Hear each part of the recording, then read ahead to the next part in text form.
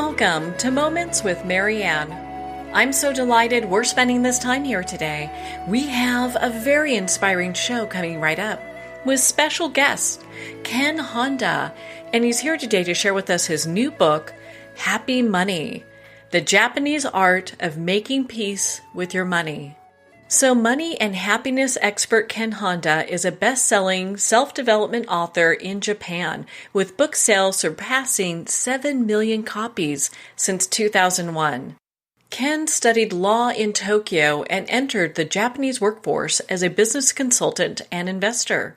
His financial expertise comes from owning and managing several businesses, including an accounting company, a management consulting firm, and a venture capital corporation. His writings bridge the topics of finance and self-help, focusing on creating and generating personal wealth and happiness through deeper self-honesty. Ken provides ongoing support through mentoring programs, business seminars, therapeutic workshops, and correspondence classes. He was also the first person from Japan to be voted into the Transformational Leadership Council, which is a group of personal and professional development leaders. So let's welcome to the show, Ken Honda. Hello, good morning, good afternoon, good evening, wherever you are, Marianne, and thank you so much for inviting me. I'm so excited to be here. What a joy it is to have you here. Once I heard about this book, I had to have you on the show to talk about this. Thank you. Yeah, so, I have to ask you, what inspired you to write this book? To talk about it, it takes 3 days, but my shortest version is I was inspired to write on happiness and money because so many of us are struggling with money, and especially now, we are in the flow of unhappy money. That's what makes us unhappy. So that's why I was inspired to write on happy money so people can live in the flow of happy money. Well, and throughout the course of just human history, we've gone through many times where money has been very unhappy for many of us. Mm-hmm. So, what are some of the key factors that you see that hold people back? Now, money is a very interesting thing. It triggers a lot of emotions inside you without knowing it. So most of us were born and brought up in a family where money was tight, or even we're brought up in a financially comfortable situation. We're often told about money by our parents. You shouldn't waste your money. You have to be careful. So we are scared of money. We have been scared of money for all our life. And especially now, since many people are losing jobs and money is tight, and it gives you a feeling. So a lot of people think that money is a scary thing. But in fact, money is a neutral thing. It could make you happy or it could make you very unhappy. Either way, depending on how you view money and how you have a relationship with money, that determines your happiness. Well, so let's talk about happy money versus unhappy money. So what comprises the two? What's interesting is it doesn't really matter how much you have or how much you make. It's about your attitude. So the happy money people appreciate money coming in, and when they spend money, they also appreciate somebody that they're paying to because they're receiving some kind of services in exchange for money.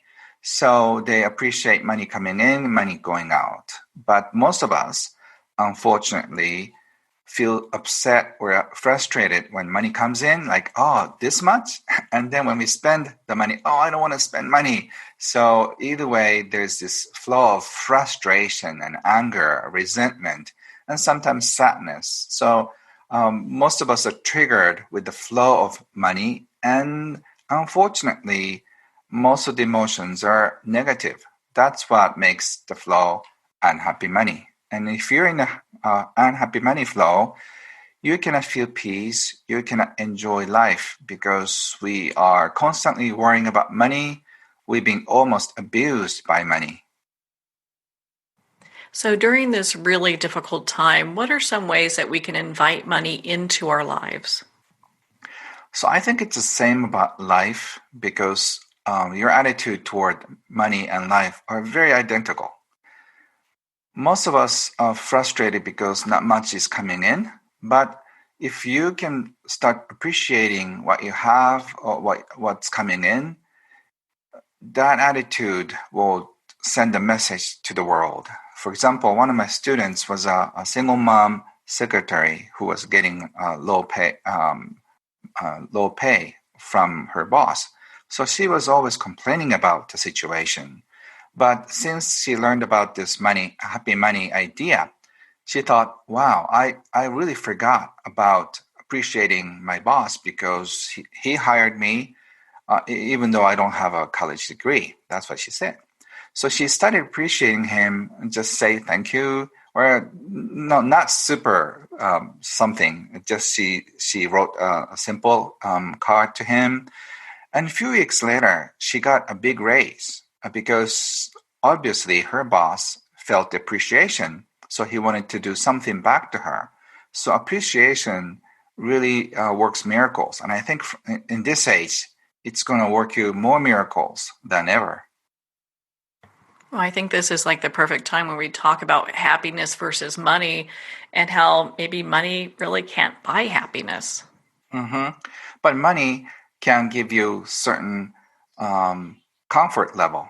If you don't have money, you always have to struggle to make both ends meet, which is not so happy experience. So you have to have a certain amount of money so you can forget about money. So one of my mentors taught me when I asked him to teach about money, he said, my number one lesson before I teach you money is forget about money.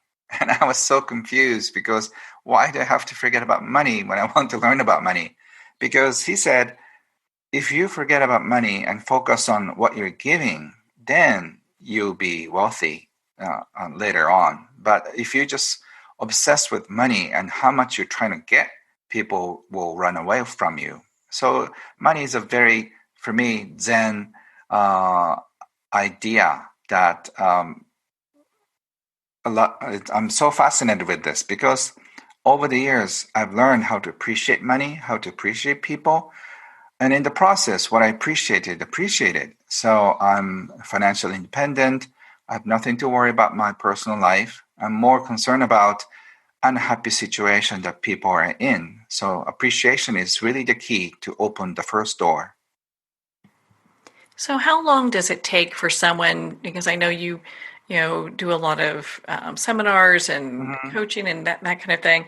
How long does it take for someone to get to a place where they can leave those negative emotions behind and get to happy money? Actually, it takes only 2 seconds to get this Zen enlightenment. All you have to do is when money comes in, when you receive a check or when you receive a check from the government or whatever the source is, you just say arigato or thank the money, thank you to the money. And when you spend your money, also say thank you to the money going out of your life. So thank you for coming in. Thank you for going out.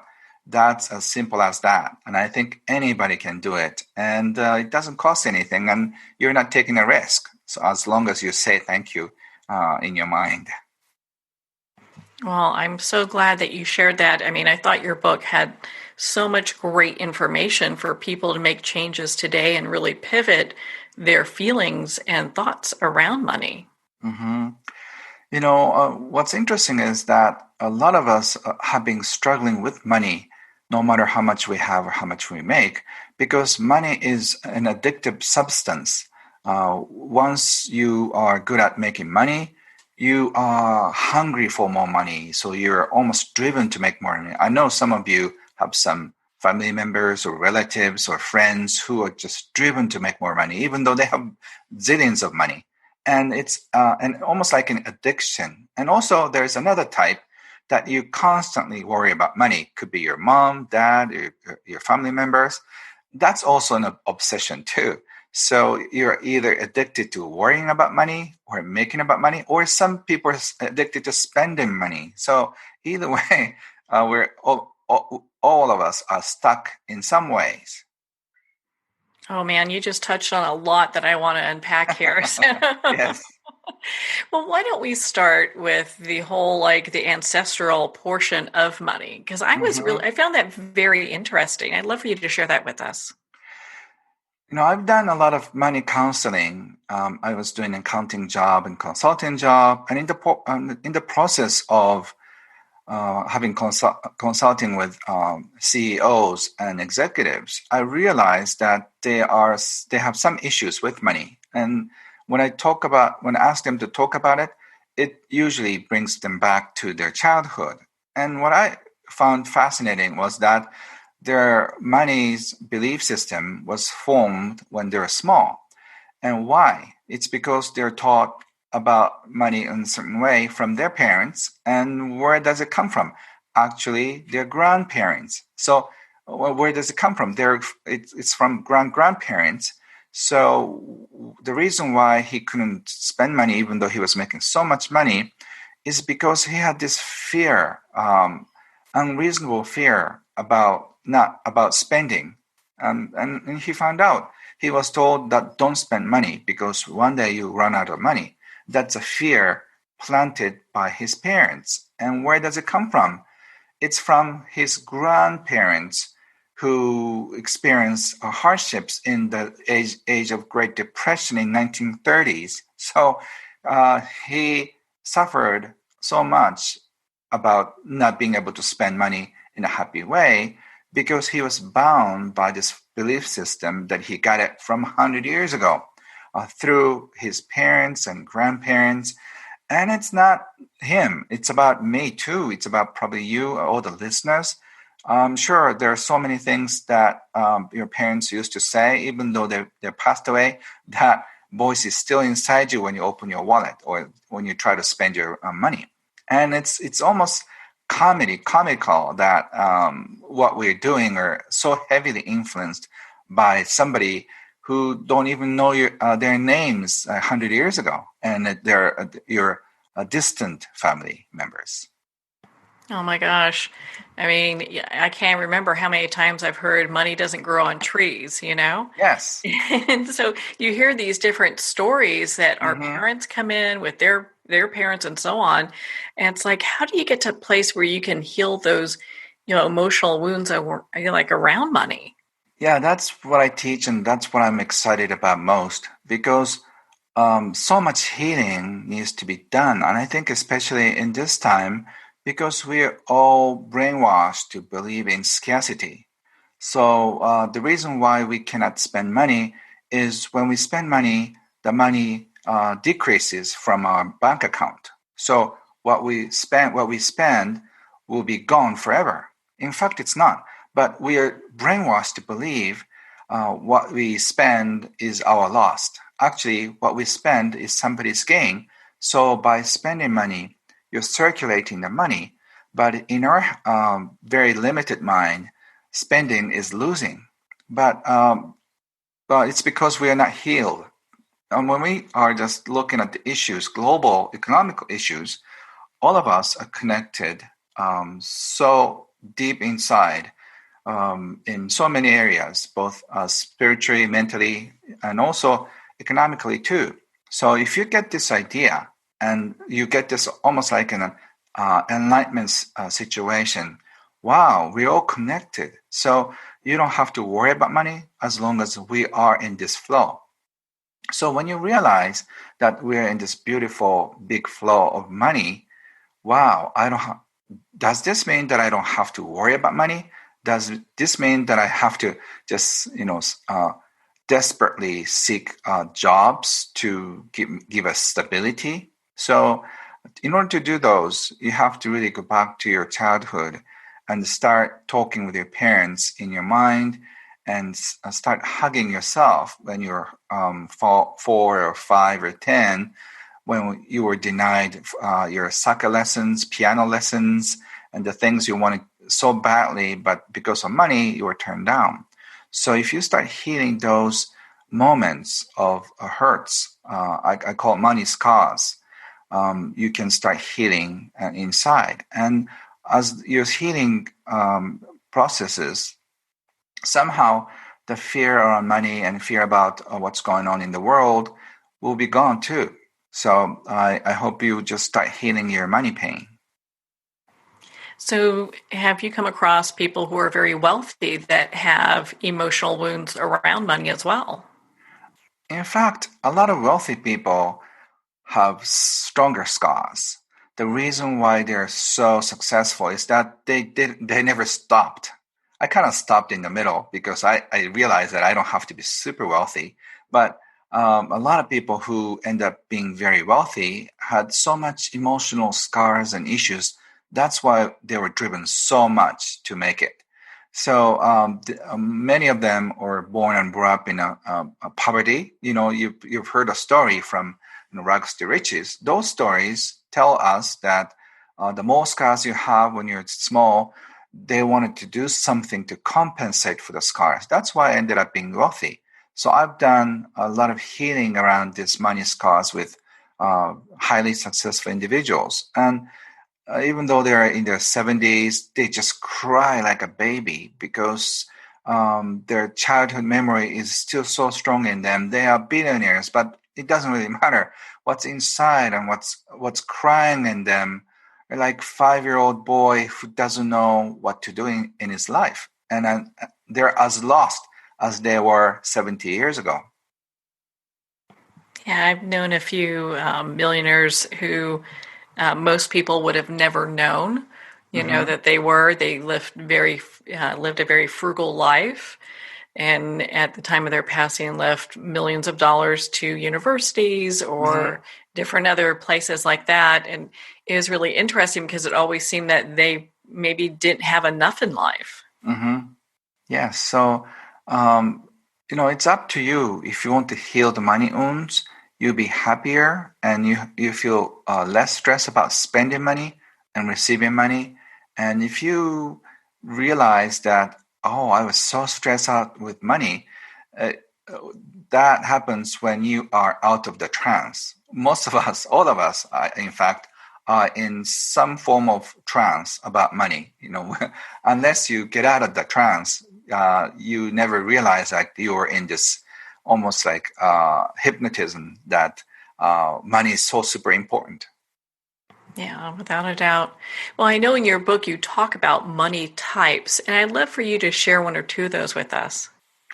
As I said before, there are money worry type and also spending type. I can talk about the money making type too, but you can probably easily imagine among your friends, oh, she's a spender, she's a warrior, and she's a money maker. So what's interesting is that even though we're born and brought up in the same family, same household, somehow our brothers and sisters become very different people. It's because of their money type.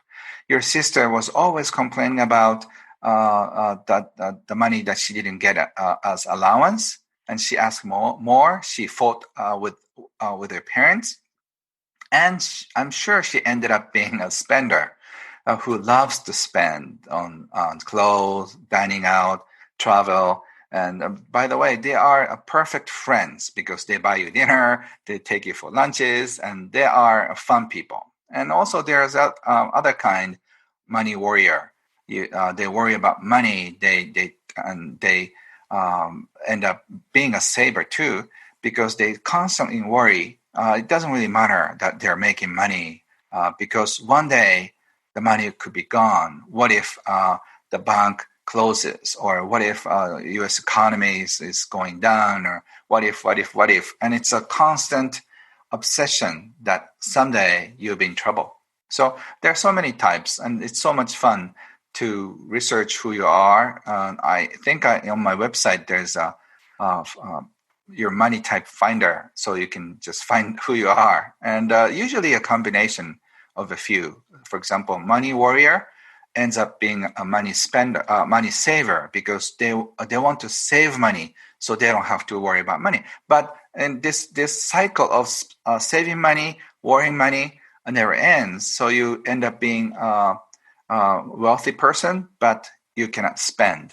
But what's interesting and what's so exciting is that somehow money saver type gets attracted to money spender. So they become a couple and they come to me and it's almost like a comedy that they talk about. I mean, they shouldn't have married to begin with if they were complaining about it.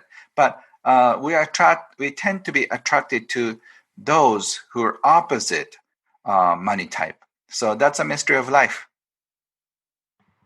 That is a mystery of life, isn't it? Yes.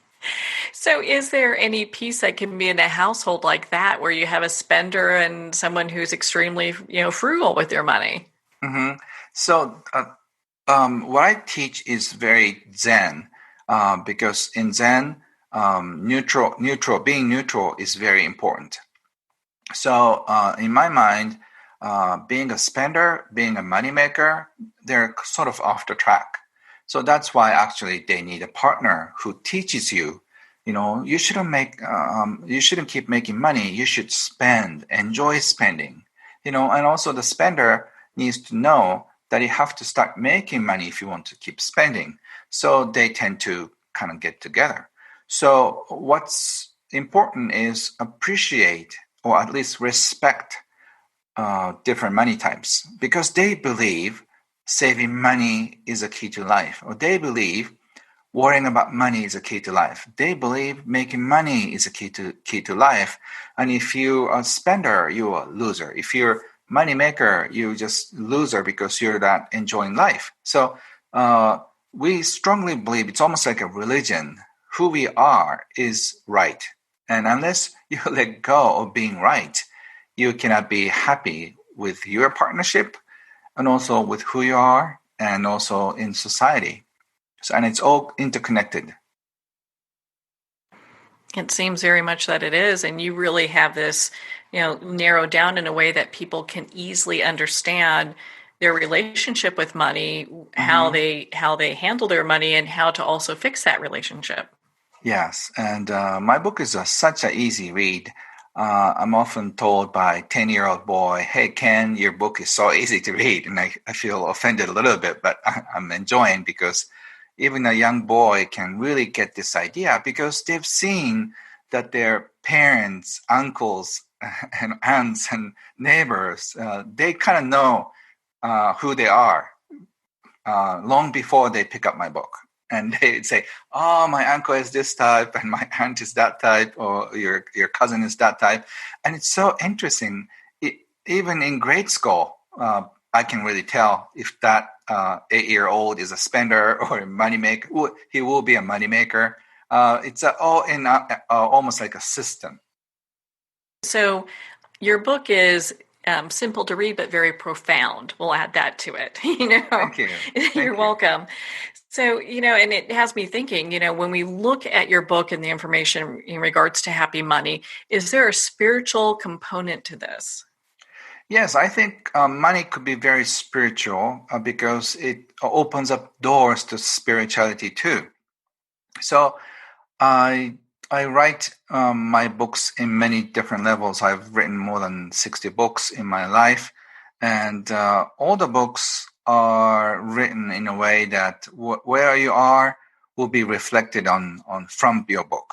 So there's a lot of spiritual element into this book too, because when you look at money from a spiritual level, I think money is there on this planet so we can all grow. All of us have some issues, and I think money can really draw out of your system. It brings the best and worst in you, and I think that's why money is so spiritual. And even though a nice, fun, loving person in the daily life, he or she could be super upset over money, and it's because of this money's interesting system to pull out from you the best and the worst part. Isn't that the truth, right? So, Mhm. but it really shines a light on the areas that we need to focus on and maybe really look deep and say, okay, I need to make some massive changes here. Mhm. So why don't you share with us a little bit if, because I know that you mentioned children before, young people that are reading your book and really getting a lot from this. How is happy money different for them? What's What's interesting to me is they look at their parents as a role model, either good or bad. So I was told by woman who's in her 40s, and I think she has 10-year-old boy. And when they go out shopping, her son keeps telling or asking his mom when she was trying to spend something on her clothes. He said, "Mom, is this a happy money you're spending?" So, they know instinctively that there's happy money and unhappy money. So kids are so beautiful because they know what's going on in the world, even though they're not educated in the way we are, but they know in essence that what we are doing is so stupid. So they can tell if your parents are spending happy money or unhappy money. So I'm so grateful that the next generation people can tell the difference. So whenever they make money or spend money in the future, they will always ask themselves, is this a happy money I'm receiving? Or is this a happy money I'm spending? And this checking system really opened doors for you to realize that who you are and going with who you are is very important than making more money or doing successful business in your life. Well, I understand you have a beautiful, special relationship with your daughter. What is one of the main things that you have taught her about money as she's grown up? I've always told her to look at people uh, in a way that not many people look at. We are so disguised by how they look or how successful they are or how famous and stuff like that. But I've always asked my daughter to see from the perspective of happiness. Is this person happy or is this person not happy? And if she or he is not happy, why? And over the years, she realized that being happy is nothing to do with what we do. It's more of who we are. So unless we're not content with who we are, we cannot be happy. So she knows she's very young, but she already knows that you have to be true to yourself. Otherwise, even though you are the wealthiest person on this planet, you'll probably be very miserable. But even if you have no money, if you're surrounded by beautiful friends and if you're doing very important work and you know that you're making a difference, you are the happiest person on the planet. Well, Ken, my goodness, we could talk all day long. I just love your energy. I love your book, Happy Money. What final thoughts do you want to leave our listeners with today? Thank you. So from this time, I think the best time and the worst time of your life will probably happen in the next few years. So please remember, um, whenever you receive money, appreciate arigato your money. And whenever you spend money, you can also appreciate money. As long as you start appreciating money coming in, money going out, it's the same thing with your life. Whatever happens to your life, can you appreciate what you receive? And whatever leaves your life, could be your partner, your job, or your money, can you appreciate them for being with you? And if you start appreciating this cycle in your life, you will stay being happy no matter what happens. So please find your happiness and who you are. I think that's the most important key to happiness. Oh, And that's so stay safe. beautiful. I love that. Well, Ken, where can our listeners connect with you and be part of your community?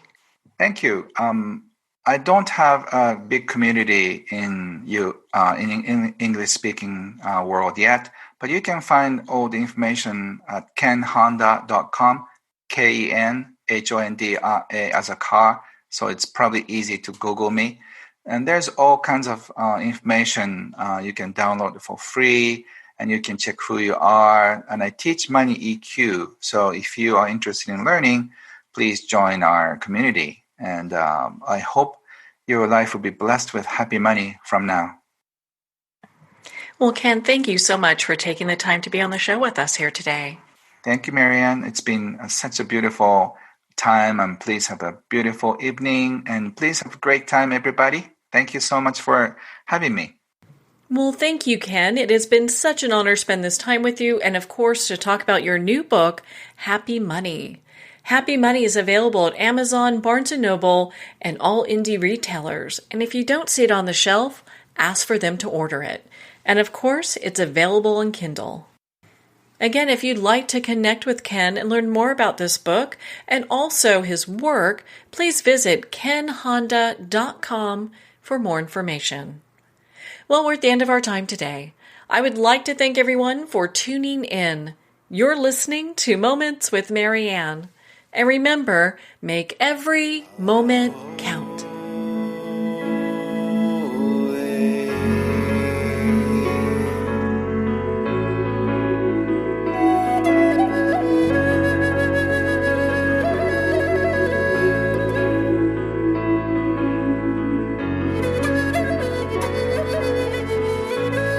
In a single moment, your life can change. Moments with Marianne is a transformative hour that covers an endless array of topics with the best of the best. Her guests are leaders in their fields, ranging from inspirational authors, top industry leaders, business and spiritual entrepreneurs. Each guest is gifted and a true visionary, a recognized leader in her own work, and while teaching others to develop, refocus, and grow, Marianne will bring the best guest and sometimes a special surprise. Don't miss this. You never know just what moment will change your life forever. Moments with Marianne airs every Friday and Saturday at 5 p.m. Pacific and 8 p.m. Eastern Time. Make sure to tune in and visit momentswithmarianne.com for more information.